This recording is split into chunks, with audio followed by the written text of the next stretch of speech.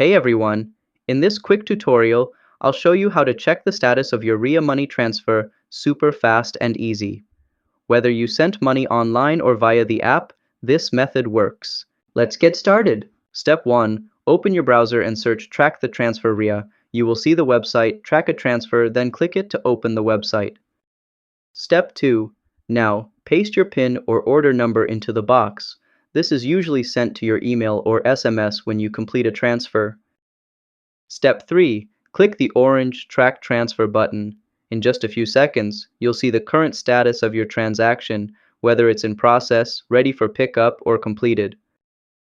Bonus tip: if you don't have an account, no worries. This tracking method works even without logging in.